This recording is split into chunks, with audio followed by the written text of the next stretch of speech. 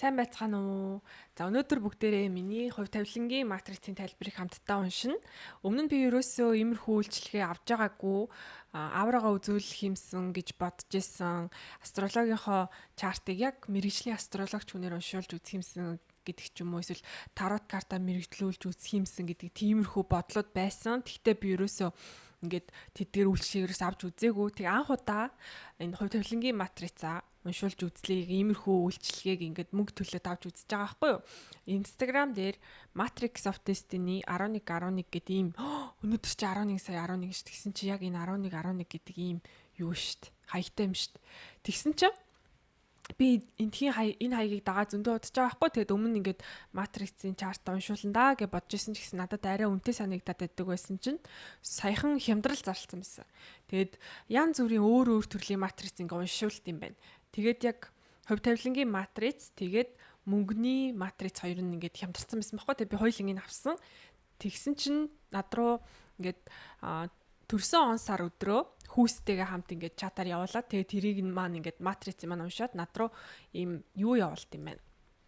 Драйваар ийм PDF файл явуулчихд юм байна. Тэгээ тэрийгээ татаж аваад тэгээ уншиж байгаа юм байна. Тэгээд би ингээд тэрийг уншсан чинь бараг бүх юм нь таарч исэн. Бараг гэж ер нь л бүх юм нь таарч исэн. Тэгэл би бүр гэл яг миний астрологийн чартн дээр бичсэн байдаг юмнууд бас энэ дээр ингээд матриц тавилангийн матриц дээр бичсэн байгаа юмуд бас хоорондоо ингээд яг нийлээд таарсан чинь би бүр вау гэж бодсон. Энэ дээр ингээд юу гэж байгаа байхгүй. Хүүхэд эцэг их би хинбэ миний энерги ямар төлөвтэй байдаг вэ?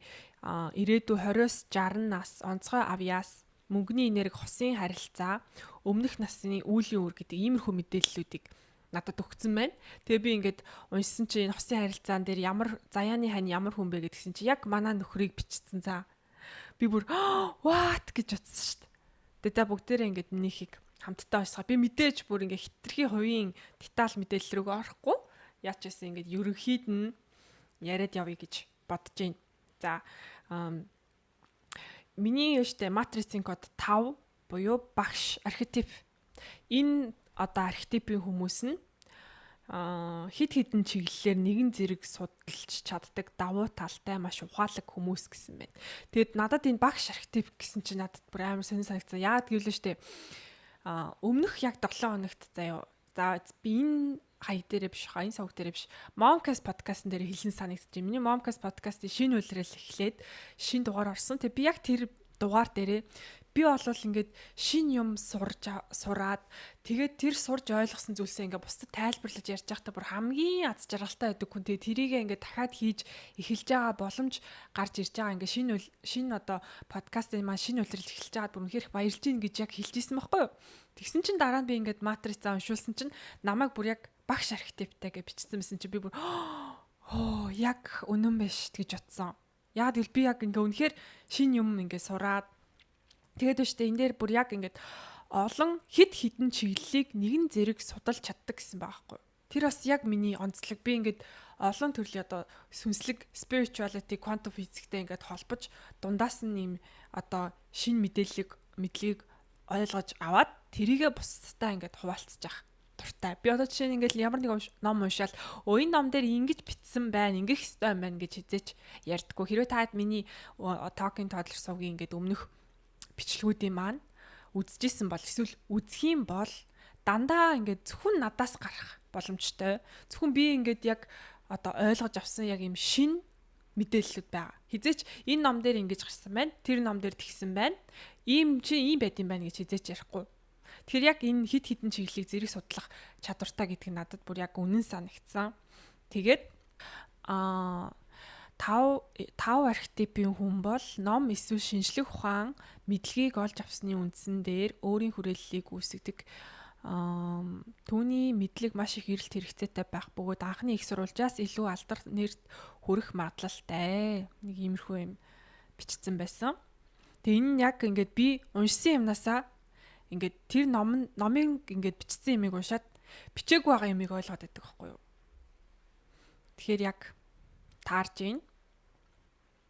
Тэгээд энэ дээр бас зөндөө олон юм байсан. Одоо эрэг энергитэй үедээ болон сөрөг энерги үедээ энэ 5 архетипийн хүмүүс ямархуу зан төлөвтэй байдаг вэ гэдгийг ингээ бичсэн байсан. Мэдлэгээ саадгүй ахиулж чаддаг, бусадтай хуваалцдаг, хариуцлагатай, найдвартай, харин сөрөг энергитэй үедээ байнга хоцордог, мэдлэгийг олж авахыг эрэлхийлдэггүй, эсвэл мэдлэгээ хуваалцахыг хүсдэггүй. Энэ яг үнэн. Би ингээд ядарсан ч юм уу ингээд стресстэй, эсвэл ингээд заримдаа ингээд бүр сэтгэлээр унсан үедээ бүх юмыг хаймаар дахиж ингээд энэ бүр Instagram, энэ YouTube мөтөө бүгдийг хаамаар санагддаг. Тэгээ байнга хоцордог гэдэг нь бас яг үнэн байна. Тэгээд ихэмсэг бардамнал гинэ. За би бол яг ингээд дуртай хүмүүстэй болвол ингээд бүхнээ зориулдаг. А дургүй хүмүүстэй болвол бүр маш их зан гаргадаг. Тэрийг бас яг бичсэн байна. За тэгээд бас ийм архетиптэй хүмүүст ингэж яасан дээр гээд ингээд зөвлөмжүүдийг өгсөн байсан. Минийх болохоор ингээд мэдлэг хурааж ав тэрийгээ заавал бусадтай хуваалц гэсэн тийм зөвлөмж байсан. Тэгээд маш нээлттэй бай гэж зөвлөсөн байсан аливаа мэдээлэлд.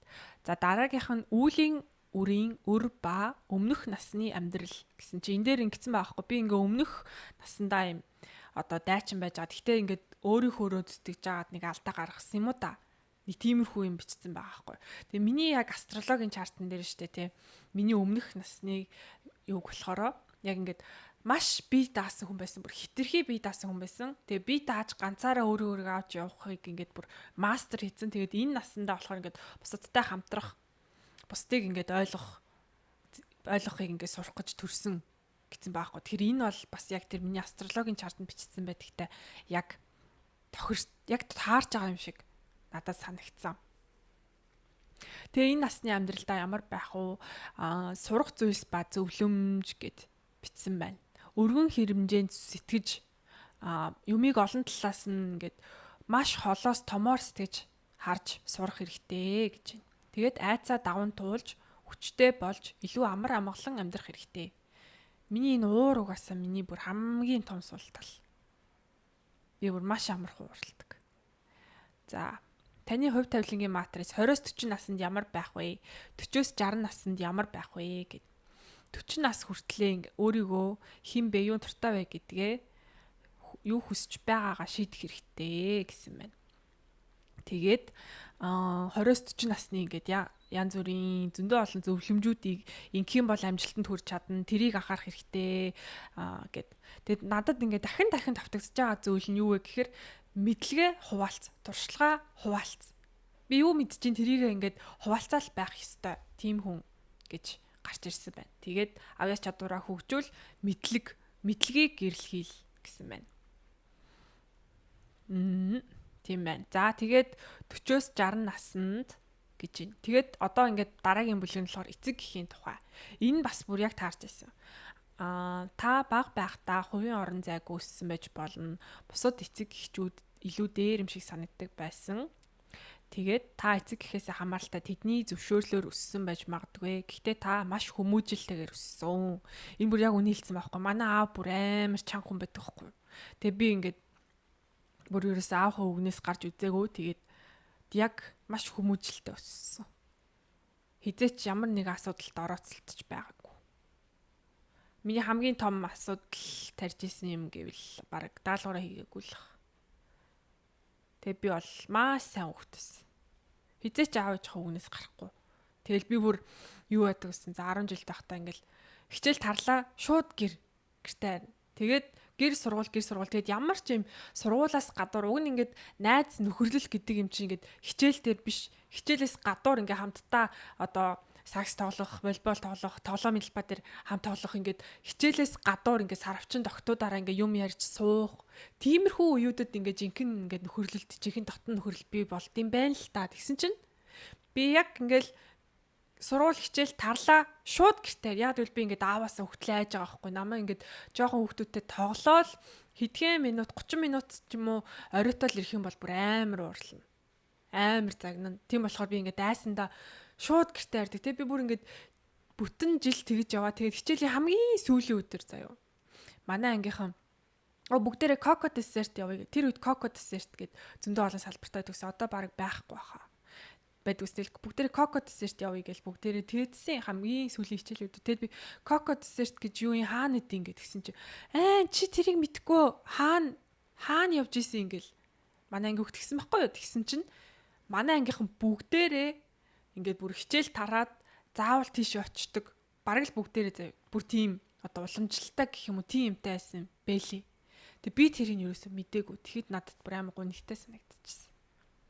За хүүхдийн тухай гэ хүүхдүүдэд ойлгож найз шиг бай гэсэн бэлээ. Энэ бол яг үн яа гэвэл би яг ингээд бас энэ охины ордны шинж жоохон нөлөөлөд байдаг гэж магадгүй.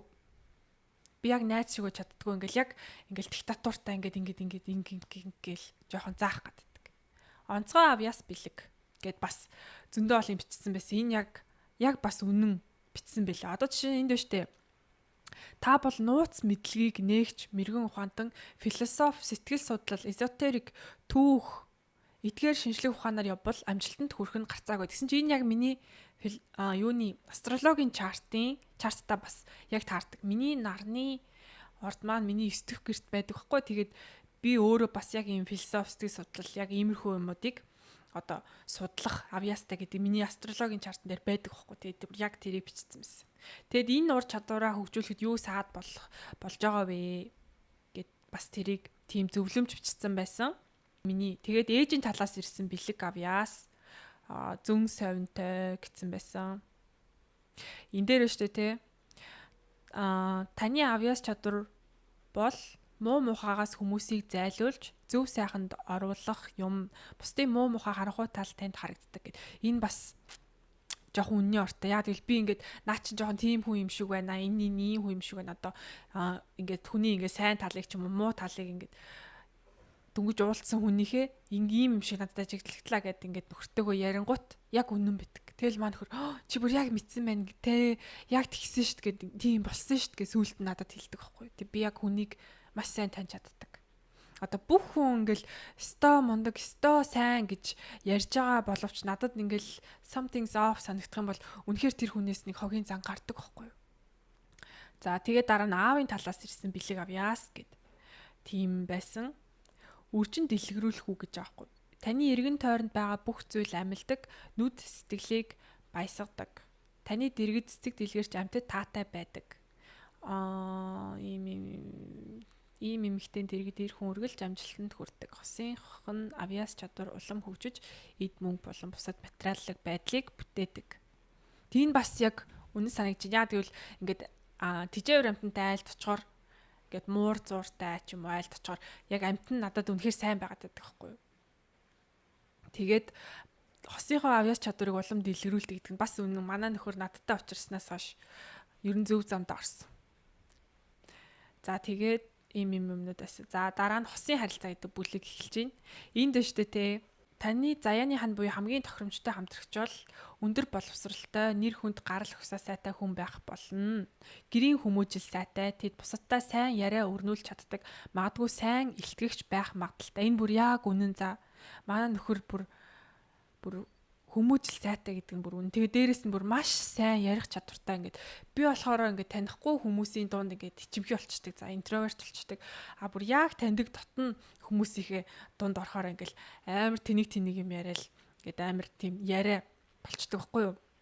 Тэгээ би ингээд нөхрийнхөө ингээд хинтээч таньдаг ч тандгүй ч хинтээч хамаагүй ингээд ямар ч төрлийн одоо зөв ингээд сэдвэр ярьж чаддгийг ингээд баг тэрэнд нь татагдчих дурлж байсан та тэгсэн чинь яг тэрийг бичсэн байгаа байхгүй юу. Тэгээд дэжтэй те сөрөг зан чанар таны хувь заяаны ханы сөрөг зан чанар гэсэн чинь штэ хитрхи дүрм журмыг дагаж мөрдөх. Би бас анх ингээд энийг гэхдээ би бүр ингээд мартцсан байсан заяа. Одоо ингээд хамт байсаар хагаад дасцсан. Тэгээ би бүр анх дөнгөж үргэлж эхэлж байхдаа би болохоор нэг тийм амар дүрм журамд ингээд баригдаад байдаг юм шиггүй. Тэгээд нөхрийнхөө ингээд бүх юмыг яг ном журмаар нь хийдэг занг бүр гайхдаг байсан байхгүй. Одоо жишээ маань нөхөр энэ ингээд миний гүйлтийн гутал. Тэгээ гүйлтийн гутлыг яг ингэж үдэх хэвээр. Тэгээд нэг юм сонин янзаар ингээд үдээд байсан. Тэгэл би бүр ваат гэл. Тэгэл маань нөхөр яг ингээд бүх юмыг яг зориултын дагуу тэгэл яг зориултын юм багаж тоног төхөөрөмжийг ингээ ашиглаж хийдэг. За би болохоор ингээд байгаа юмараа ингээд болгоод хийчдэг. Тэр нь ингээд бит хоёрын юм том одоо юм юу гэх юм уу? Одоо хоёр юм ялгаатай тал. Ер нь бит хоёр байж болох бүх талаараа өөр хүмүүс. Тэгээ энэ бол юм ялгаатай. Гэхдээ энэ маань ингээд бит хоёрыг яг ингээд бие биентэй тохируулаад одоо хоёр бинийгээ ингээд нөхдөг гэх юм уу? Нэг тийм зан чанар. Тэгээд байна шүү дээ те энд бас айгүй сонирхолтой юм бичсэн байсан. Заяаныхаа хантайгаа учрахын тулд гэд хаана учрах вэ гэд гисэн чи энд байна шүү дээ те. Ийм баахгүй юу? Шашны болон оюун санааны ач холбогдол бүхий газар гэж аахгүй. Маань нөхөр бит яг их сургуульд ахта танилцсан. Сүм хийд юм уу номын сан. Тэгээ сургууль гэдэг чинь оюун санааны ач холбогдол номын сантай адилхан байгаа зү.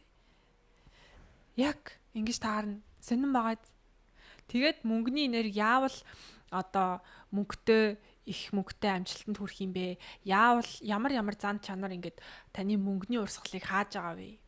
Гэдгийг ингээд ийм зөндөө олон янзын бичсэн байсан. Тэгээд хамгийн сүүлийн бүлгийн юм байхгүй. Тэгээд энэ тийм зөндөө олон төрлийн матрицын уншлагын ингээд мэдээллийн сүлд нь оруулсан байсан. Хувь тавилангийн матриц, сүнслэг байдлын түвшин, нууцлагдсан авьяас чадвар, энэ насны карма, өмнөх амьдралын карма, мөнгөний анализ, харилцааны анализ, заяаны хань, таны хүүхдийн хувь заяа, эх жилийн таамаглал, эрүүл мэнд, удмын мэдээлэл гэдэг иймэрхүү 12 төрлийн матрицын уншлага хийд юм байна.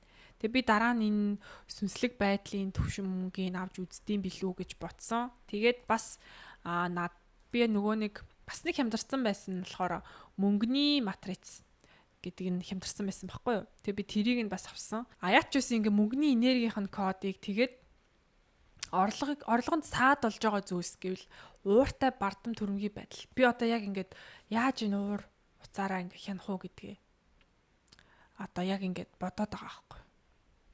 Тэг яг иймэрхүү юунд ингээд саад болж байгаа вэ? Яавал ингээ орлогоо нэмэгдүүлэх боломжтой вэ? Ямар салбараар явах вэ? Гэт ингээ зөндөө олон төрлийн мэдээллүүдийг орлого нэмэгдүүлэхэд хамгийн эерэг зүйлсүүд, сөрөг зүйлсүүд, анхаарах ёстой саад болж байгаа зүйлсүүд гэд айгүй хэрэгтэй юм бичсэн байсан. Би энийг ингээ дахин унших ёстой юм бэлээ. Тэгээд намайг бас энэ дээр ингээд бичсэн байсан. Та одоо 9-с 6-гийн хооронд яг ийм тогтсон ажил ерөөсөө тохирохгүй.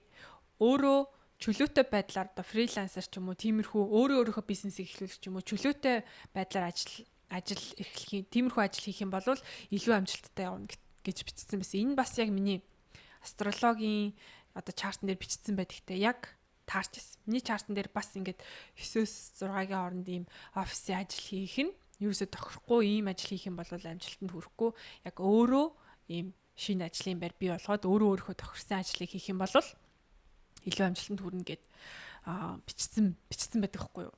Тэгээ бүр яг тохирж исэн. Тэг хэрвээ одоо би гэхдээ энэ хямдрал нь яг үргэлжилж байгаа хэсгийг мэдэхгүй байна. Гэхдээ ингэж их таард юм байна. Та өөрсдийнхөө хувийн чартыг бас уншуулад үзэх юм бол маш сонирхолтой юм байна. Тэгээд хамт байсан баярлаа. Дараагийн бичлэгээр уулзцгаая. Баяр таа.